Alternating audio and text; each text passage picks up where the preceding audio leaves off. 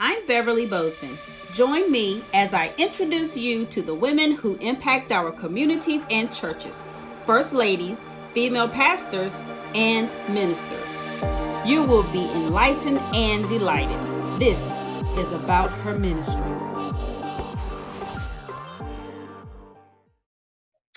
Hey, this is Beverly Bozeman, and welcome to another episode of About Her Ministry.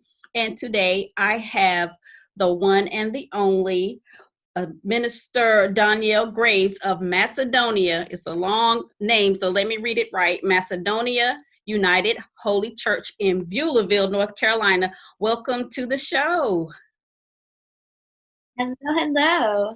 I'm glad to be here.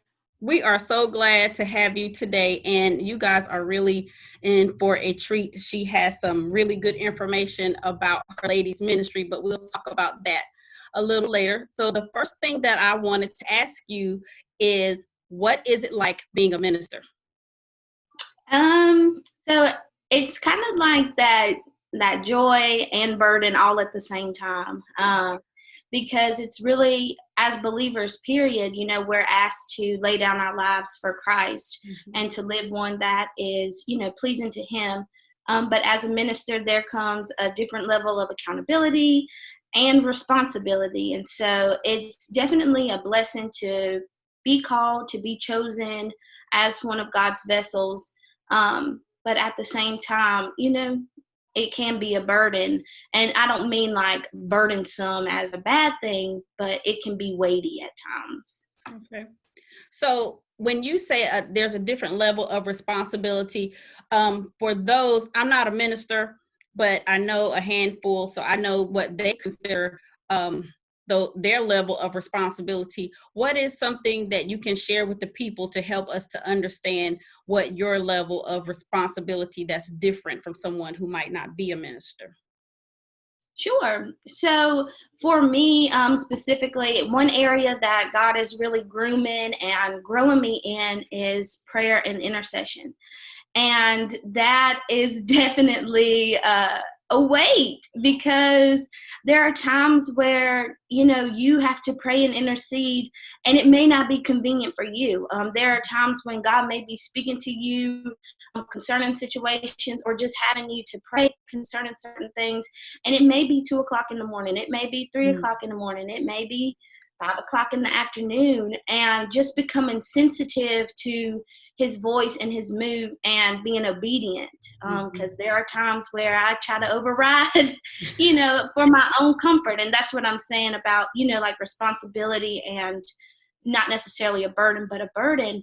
But it's really a walk that calls you out of yourself, like even deeper, because you do have the weight of the people upon you. And so that's one area for sure where I know that responsibility has kind of kicked up.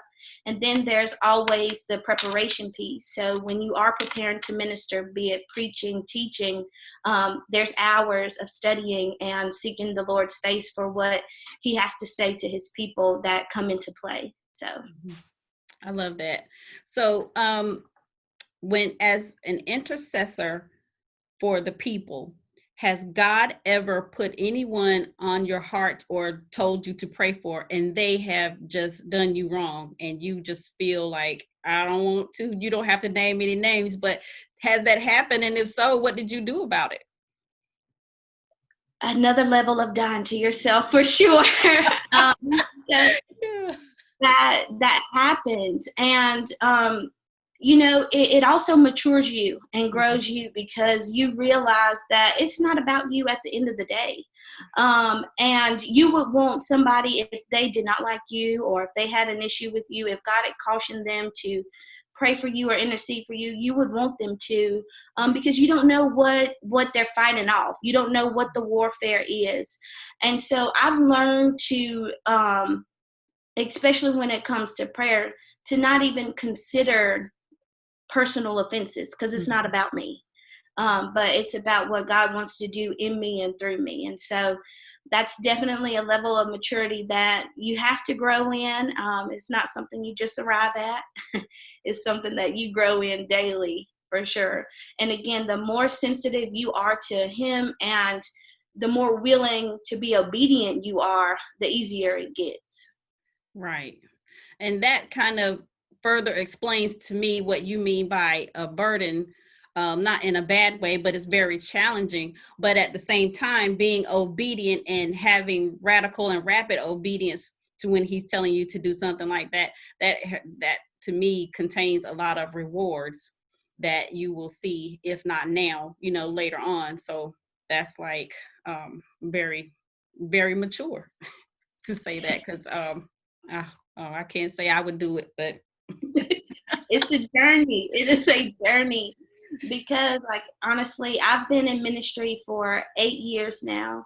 Um, and I would say that my prayer life has increased the most within the last 2 to 3 years. And that's where I have been stretched, beyond degree to do things that, you know, if I was in my flesh, I would be like, all right, God, you all right. Like, they'll be okay. Somebody else. totally understand that. But I understand where you're coming from, and that's really to be commended. Hopefully the people watching will, maybe it'll minister to somebody who is being put into the same situation that you're in. Everybody needs somebody to pray for them. So my next question is, when we had our telephone conversation, you mentioned that the pastor is your boyfriend. Right. So my next question is, what is it like being a minister at the church where you're dating the pastor? Or I don't know how to say that, but your boyfriend is the pastor, I guess. I got Okay. Yeah, that works. So funny thing is, he has been my best friend for 10 years now, going on 11 in August. And I just moved to the area, well, Greenville area, about 2 years now. In August, it'll be 2 years. And so I joined his church last year. So I've been a member there for a year. And it's just like I told them, I am very committed to my relationship, but I'm more committed to Christ. Mm-hmm. And so even in joining, that was something that the Lord instructed me to do. Because if I'm honest, I was fine being a member at my home church because that was safe, that was comfortable, I knew everybody there. And even being here 2.5 hours away, I didn't mind going back home to serve when necessary or when needed. And I could just come here to support you. Like, I don't need to work here, right?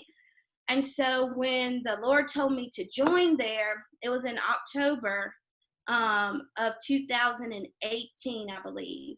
It was October 2018. I still have the note in my Bible because I wrote a note to the girl sitting beside me. I said, I believe the Lord is, telling me to join here. And she was like, yay, I'm so excited. And I'm like, no, pray. Like, pray with me that I'm doing the right thing, because I didn't want to, in my flesh, be joining because this is where he is, right? And so I did not end up joining the church until January of 2019, the first Sunday in January of 2019. And just like I tell them at the church all the time, I am here with him, but I'm not here for him. Right. And so I am here to do what God has called me to do. And so even them, I look at me as a member, not just as his girlfriend. Like, to be honest, we're all on the same playing field when it comes to matters of the church. So don't just put me in a place because of my relationship with him. See me as God has placed me here. And so that's been one thing that I've been very, very adamant about. He and I, even had conversation about it before I joined. I said, I really think this is what God is calling me to do. And we didn't have much conversation after that. It wasn't a matter of him saying, yes, you need to do this, or no, you don't need to do that. It was just, okay, we'll pray and we'll go forward like that. And then in January, I joined. It's been a pleasure to serve alongside of him for sure. That has caused another, level of maturity. as well in ministry and in our relationship itself, because not only do I have to see him as my boyfriend now, he's my pastor, he's my leader as well. And so I have to respect and honor that. And so it's been great to be able to serve, in ministry, and to glean and to even learn how to submit, I guess you could say, in a whole new way, and not even as a wife, but just as an associate minister. Mm-hmm.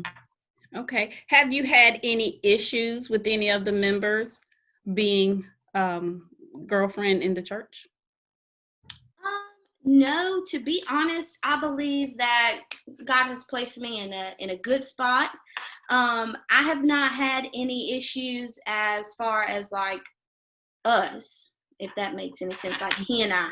That has never been a problem. They're all such a loving congregation. They've always kind of like embraced me and things like that. So there's never been any like issues yet, who knows, how we grow. But as of now, no, it has been a good place to be. And it's kind of been perfect. We haven't always gotten along with everything concerning like church matters. Mm-hmm. But as far as like any issues, there's never been any at all. I've always been respected, and I give the same level of respect that I would want, so that has been very fruitful. Okay. If you were to become first lady of the church, what type of first lady would you be? That's a good question. That's a really good question. In what sense do you mean? So the typical first lady has the hat and she sits on the front row, and or maybe even in the pulpit, and she puts together the women's auxiliary, and she has I don't want to say she's ornamental, but she's ornamental first and then functional. I got you. So for me, I'm past the look.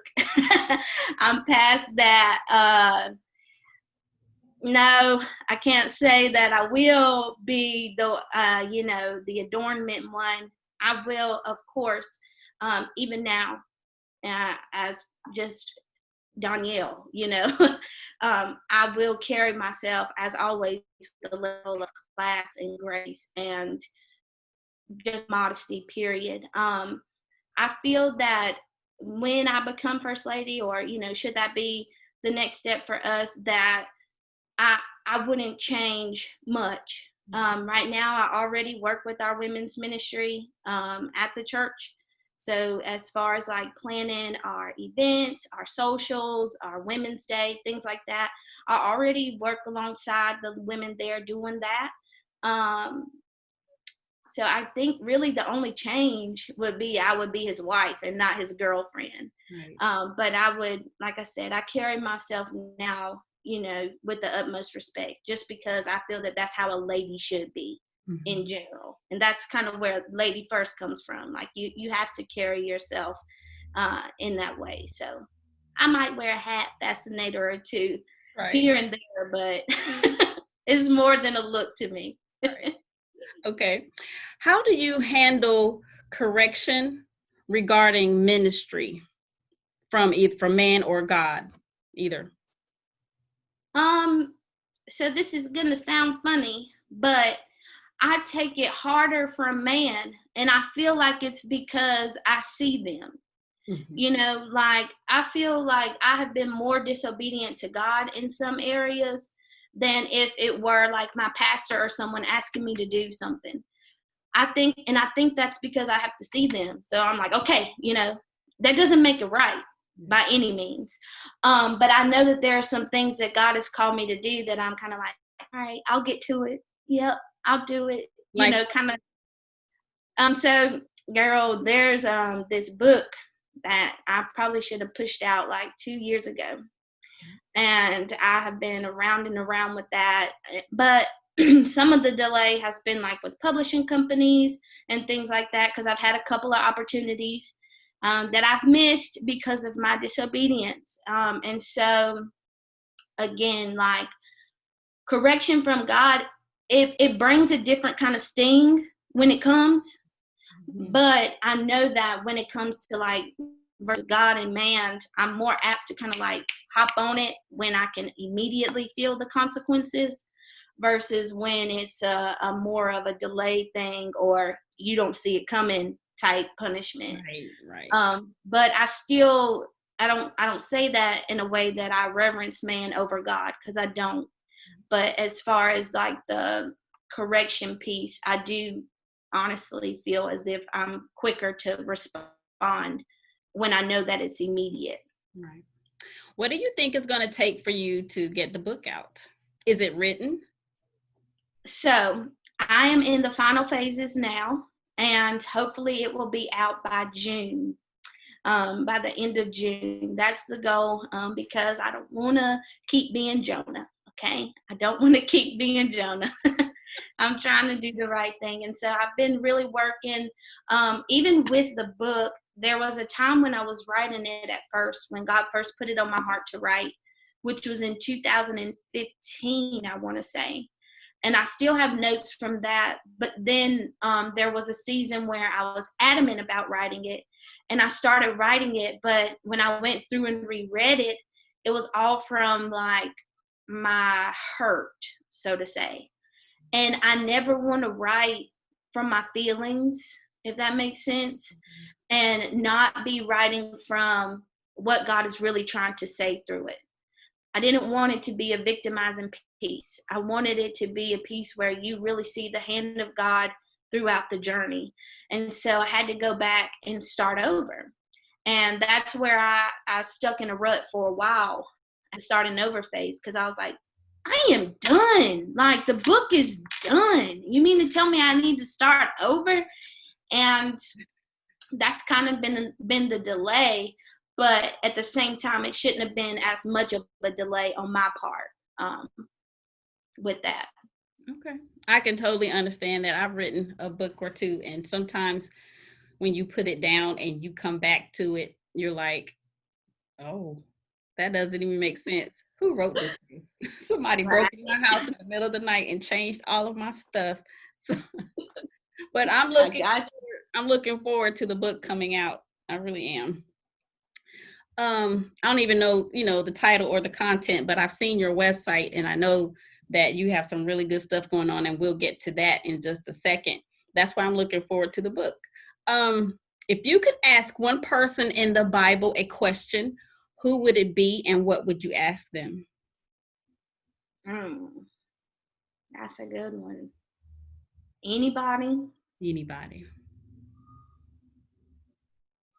I would have to be selfish and take on Jesus and ask him, what it was like to kind of endure life here, and in a way that was so graceful, because you have this man, this baby really, that came to save mankind, and to walk around and not really defend yourself.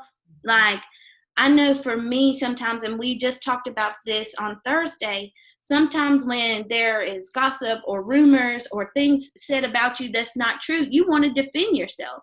You want to do everything that you can to say and prove that's not who I am, or that's not true, blah, blah, blah.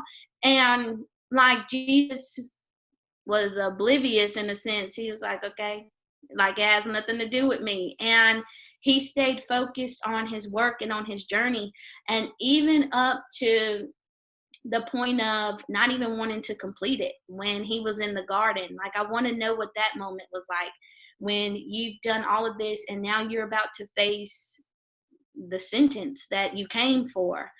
And to live in that moment of anguish, like, Mhm. what was that like? How do you endure? Because I know for me, there are times when things get tough and I just want to pull the covers over my head. I want to be done. I want to say, okay, God, use somebody else. Like, pick somebody else. Let the cup pass. And I really mean it. Like, you know, forget the end part. If it's your will, be done. Like, just let me escape from this. But to really be able to endure all the way through that, I think I would pull on Jesus for a little bit to ask. I love that. That's really you're the first person I've asked who's given me the answer for Jesus. I like that. And I think a lot of people might feel the same way when we're faced with those challenges, and we want to say, okay, let the cup pass, because for whatever the reason, it's not just you. There are plenty of people, but you're honest about it, so that's great. We we were talking just this week or a couple of weeks ago, and it was like the battle, so to say, was like wimp or warrior type thing, and it was dealing with prayer. Like, are we a prayer wimp or prayer warrior? And I think I took that concept all the way to ministry in general. Am I going to be a wimp for Christ, or am I going to be a warrior for Christ? And so that's why I've been really digging into that area of text a lot here lately, because I don't want to tap out. I don't want to be a wimp. I don't want to be like, okay, I can't handle no more, use somebody else. Like, I don't want to be that person. And so learning endurance has been one of my things. So what is it that you might do to keep you on that same path of gaining more endurance? Stay in the word. That sounds like cliche, but honestly, that's where my strength comes from. Whenever I read my Bible for real, like, and I'm making that a part of who I am, not a daily routine, not something I put on a checklist, but a part of who I am. It's a lot easier to live it out than when I don't. And being intentional about prayer. Now, again, not just something on my to-do list. I'm going to get up and pray in the morning, but ensuring that that's a part of who I am. I am prayer. I am the walking word of God. Like, I want to embody that so that I don't bend or break under pressure, but that I can endure. And I can tell when I have not been in my word or prayer versus when I have been. It makes a really big difference. We'll tell on ourselves. Right. Yeah, because it was telling on me this week. It really was. I mean, this is your interview, so I won't go into my story. I think I'll do that on a live stream, but you just gave me a topic. But it will really we'll tell on ourselves if we're really taking the time to get before God and get into the word and really study, and versus just doing it and checking it off, because the trials will come to test our knowledge. And if we're not in the word like we should be, we're going to stumble and falter, and the enemy will have a good old time with us. So I'll be talking about that later on this week. So the final question is, I guess it's a statement. Tell the ladies about your women's ministry. Okay. So Lady First is it's just a group. It's not like a clique. It's not a movement. None of that. And it's funny how it came about, because I've always told God, I do not want to work with women. Like, whatever you do, call me to the people, not to women, because women have a reputation for being drama, nasty, like all of that. And so it was funny, because in prayer, one day before even launching Lady First or anything like that, the Lord said, you're so adamant about not being a part of a women's ministry or not having anything to do with women. Why not change the trajectory? Why not change how women are viewed? Why not, plant those seeds so that women aren't seen as snarky and nasty and bitter and rude and disrespectful and all of those things. And I was like, okay, like, you sure? And so it's funny, because it started out as being a matter of a conversation again, and we were talking about how we dress and carry ourselves. And so I was like, okay, well, you need to dress, act like a lady. And Steve Harvey's book, Act Like a Lady, Think Like a Man, that book. And so that act like a lady part was just like in my head. And so then Lady First just came about, and I was like, okay. And I was so against it again, because I was like, people are going to think I'm trying to be a first lady before Tom and all of this stuff, everything that the enemy could could play on, he did. And so I'm entertaining imaginations instead of casting them down. I'm just like, okay, fine. I won't do it because I don't want people to think this about me. I don't want people to think I'm getting ahead of myself and blah, blah, blah. And God literally said, okay, do you trust that I gave this to you, or are you building this on your own? And so that's what pulled me together and really pushed me out there. And so Lady First is, again, it's for all ages, it's for all women in all stages of life. And it's simply saying that you are a lady first. And before you're a wife, before you're a mom, you are a lady first as God had created you to be. And so what we do is we work to create and establish meaningful relationships with one another. So lady to lady, and with Christ. And so it is a Christ organization. And the three areas that we really focus on is identity, worth, and purpose. And so it's a place where together we're discovering our identity, we're establishing our worth, and we're growing in our purpose. And as we meet and grow and different things like that, our focus is to give spiritual tools and biblical truth so that you can be the woman that God has called and created you to be. And we started out this year. We were doing something every month where it was like a fellowship opportunity. So in February, we did like a paint party where we did paint, pasta, and punch is what it was called. And we painted a canvas of a high heel, and we just had a good time. Well, right now we're doing a book study, and this was going to be our opportunity to kind of meet and study the Bible and go through this book together. But because of the pandemic, we've been doing it on Zoom every Thursday, and it's been about 20, 25 girls a week meeting and really talking through this book. We're reading this book. We're reading Keep It Shut by Karen Eman, and it's what to say, how to say it, and when to say nothing at all. And so that's really been grooming us, convicting us, and correcting us, and calling us into line. And once this is over, we're looking to get back together to do some things. Do a retreat is what we talked about last week. So I'll have more information on that once we know what the world is going on. But that's who we are. There's no requirements. You come as you are. You're welcome to come be a part of any study that we're doing or whatever the case may be. Good. Okay. How can the people find your information about Lady First? So we have an Instagram page, and it's _Lady First _. And we're creating a Facebook page this week because, again, I didn't expect it to grow to what it has become. To be honest, our first event, we had over 30 women to come.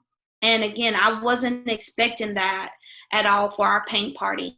And then our book study, and then these women are reading the book and being a part, and I'm just like, whoa, because I didn't expect it. I expected maybe 2 or 3 that always, support me to do it. But these are women that I don't know that are a part of this, and even women that I didn't know that came to our paint party. So I'm just grateful for what God is doing. So anybody is welcome to join, no matter what state, city that you live in. We will be creating a Facebook page soon because that has been another request that we've had. And then we have an email address if you want more information as far as like just us in general. And that's ladyfirst@DonielleGraves.com. Okay. Share with everybody your email, your website address, because you do have a website with products. Okay. Yeah. And so at www.doniellegraves.com, you can find more about me. You can find my first book on there. There's a couple of digital books on there. Yep. So there's a Lady First devotional on there. There's some t-shirts on there. There's a couple of prayer journals that I've created on there. More about Lady First on there. There's a tab for that. So DonielleGraves.com has pretty much everything that you need as well. It's a good landing page. Awesome, awesome, awesome. Okay, that's really about all the time we have for today. Thank you so much for stopping by About Her Ministry, Minister Graves, to talk to the ladies, well, anybody who's watching, so that we can get to know more about you as a minister, you as Donielle Graves, and about Lady First. And we really do appreciate it, and we hope to have you on again another time. Yeah, thank you for having me. Okay, do you have any closing remarks you want to share with the people? Um, not too much. The only thing is that I just do want to encourage everyone to be who God has created you to be. And that's kind of like my life motto, like be you, be comfortable being you, and love it.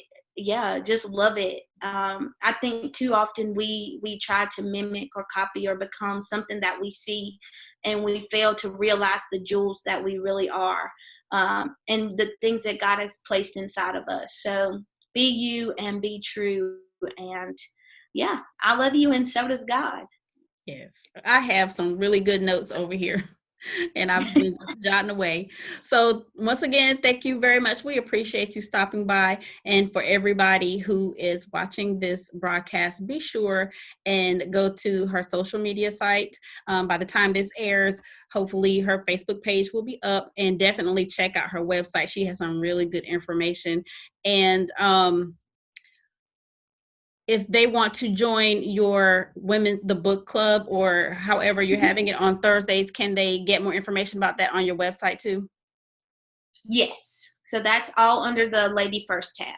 Okay. All right. Be sure and go check out the Lady First tab, and we'll check you guys out next time. Remember to release your genius, pull off the impossible every day, and we'll check you out next time. Thanks for stopping by. This is About Her Ministry.